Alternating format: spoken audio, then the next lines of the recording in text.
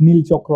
মিঠু খানের পরিচালিত, আরফিন শুভ এবং মন্দিরা চক্রবর্তীর অভিনীত নীলচক্রের টিজার আসছে একটু আগে। 2 মিনিট 19 সেকেন্ডের টিজারে কি কি দেখানো হয়েছে এবং কোন টাইপের মুভিটা হতে যাচ্ছে, আরফিন শুভর ক্যারেক্টারে কতটুকু গভীরতা আছে এবং কোন ক্যারেক্টারে সে আছে এবং হোল মুভিটা কোন টাইপের হতে যাচ্ছে, সবকিছু নিয়ে কথা বলবো।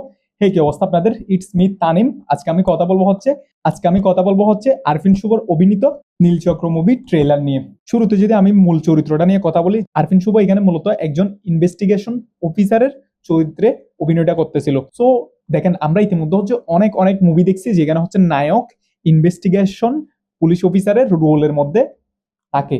রিসেন্টলি আমরা যে মুভিটা দেখছি সেটা হচ্ছে হিট 3। হিট 3তেও কিন্তু কি নানি একটা হচ্ছে কি ইনভেস্টিগেশন পুলিশ অফিসারের দায়িত্বের মধ্যে ছিল। বাট এই হিট 3-র রোলটা যেভাবে সে কি করছে, মানে একদম একের পর এক চ্যালেঞ্জ যেভাবে হচ্ছে কি মুভিটাকে একটু বেশি হচ্ছে কি দর্শকরা বেশি এঙ্গেজ হইছে এই মুভিটা, ওই রকম কিছু আমরা দেখি নাই হচ্ছে নীলচক্রর টিজারের মধ্যে। যেমন একজন ইনভেস্টিগেশন পুলিশ অফিসার হিসাবে একের পর এক কি খুন হচ্ছে, এখানে হচ্ছে একের পর এক হচ্ছে খুন হচ্ছে। মুভিতে আমরা দেখতে পাইছি সুইসাইড হচ্ছে একের পর এক। ওই যে হচ্ছে কোন কেন হচ্ছে, কি জন্য হচ্ছে, কে করতেছে, এগুলাই মূলত হচ্ছে আরফিন শুভ এখানে কি করার, এগুলাই মূলত এখানে আরফিন শুভ ইনভেস্টিগেশন করার ট্রাই করতেছে। এরপর আসা হচ্ছে মন্দিরা চক্রবর্তী। আই হোপ ওনার ক্যারেক্টারটা দেখে আমার মনে হয়েছে উনি একজন ডান্স শিক্ষক ওরকম কিছু হবে, অথবা ডান্স শিখায় এরকম কিছু হবে। আর এরপর আসা হচ্ছে আমাদের দেশের অভিজ্ঞ ফজলুর রহমান বাবু আছে, এরপর উর্বি আছে।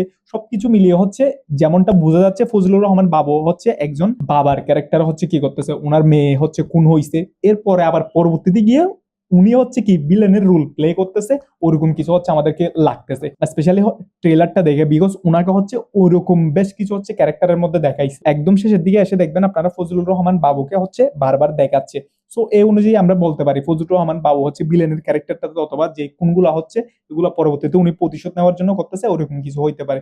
এরপর হচ্ছে উর্বি যে ক্যারেক্টারটা ছিল সেটা আই হোপ এই আপনার মন্দিরা চক্রবর্তীর বোন হতে পারে, অথবা মন্দিরা চক্রবর্তীর ফ্যামিলির কেউ এরকম কিছু হবে। আই হোপ বোন অথবা হচ্ছে ওনার কেউ হইতে পারে, আমার যেটা মনে হয়। বিকজ যখন হচ্ছে মন্দিরা চক্রবর্তী হচ্ছে ডান্স করতেছে সেই সময় ফজলুর রহমান বাবুর মেয়ে অথবা মন্দিরা চক্রবর্তীর বোন এরকম কিছু হইতে পারে। সবকিছু মিলিয়ে হচ্ছে যেটা দেখলাম ট্রেলারটাতে, আমরা জানি হচ্ছে আমাদের দেশে মেগাস্টার শাকিব খানের পরে সবচেয়ে বেশি পটেনশিয়াল একজন নায়ক হচ্ছে আরফিন শুভ।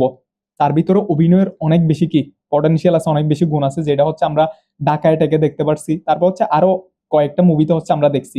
এরপরে এসে হচ্ছে ঢাকায়টাকের পরে যে আরফিন শুভকে হচ্ছে আমরা খুঁজতেছি, সে আরফিন শুভকে কিন্তু আমরা পাই নাই। সো এজ এ দর্শক, দর্শক হিসাবে, এজ এ একজন হচ্ছে ক্রিয়েটর হিসাবে আমি সবসময় চাইবো আরফিন শুভ হচ্ছে তার সেই পুরাতন অ্যাক্টিং এর যে একটা দাস ছিল সবকিছু নিয়ে হচ্ছে কামব্যাক করুক। আগামী কুরবানি ঈদে ইতিমধ্যে হচ্ছে 9 থেকে 10টা মুভি আসতেছে। এই 9 থেকে 10টা মুভির মধ্যে সবচেয়ে বেশি উপরে, সবচেয়ে লেভেল আপের মধ্যে আসা হচ্ছে শাকিব খানের তাণ্ডব। সো এই যে তাণ্ডবের টিজারটা আসলো, তাণ্ডবের টিজারের কাছে এগুলো কিন্তু কোনো কিছুই না।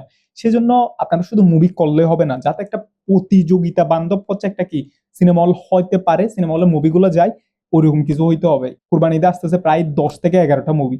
11টা মুভির মধ্যে এমনও হইতে পারে ঈদের তৃতীয় চতুর্থ দিনে গিয়ে একটা মুভি ছাড়া আর বাকি সবগুলো হচ্ছে কি ওয়াইড আউট হয়ে যাবে, এরকম কিছু যাতে না হয় সেজন্য আপনারা হচ্ছে যা তৈরি করবেন একটু হচ্ছে কি কমার্শিয়াল ভাবে, একটু হচ্ছে আপনার দর্শক এঙ্গেজ হয় মতো, একটু হচ্ছে আপনার যাতে দর্শকের ভালো লাগে ওইরকম কিছু হচ্ছে তৈরি করার ট্রাই করেন।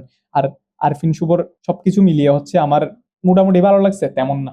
আপনার এখানে আরফিন শুভর চরিত্রটা আরেকটু হচ্ছে গভীর হলে, আর একটু হচ্ছে কি আপনার সাসপেন্স টাইপের, মানে আরেকটু ওই যে আপনার হিট 3-র মতো, অথবা হচ্ছে এরকম আরো তো অনেক মুভি আছে যেখানে হচ্ছে চরিত্রটা হচ্ছে ইনভেস্টিগেশন পুলিশ থাকে, তারপর হচ্ছে চরিত্রটা অনেক বেশি কি ভ্যালুয়েবল হয়। মুভিতে যারা হচ্ছে দর্শকরা দেখে তারা অনেক বেশি কি এনজয় করে, ওরকম হলে ভালো হইতো। এটা এজ এ র্যান্ডম আমরা যেমন দেখছি এইভাবে হলে ব্যাপারটা হচ্ছে আর জমে না। তো আপনাদের কেমন লাগছে সেটা অবশ্যই জানিয়ে দেবেন, এবং কোন জিনিসটা ট্রেলারের মধ্যে মিস করছি সেটা অবশ্যই জানিয়ে দেবেন। আর নতুন হলে অবশ্যই আমার ইউটিউব চ্যানেলে সাবস্ক্রাইব করে যাবেন।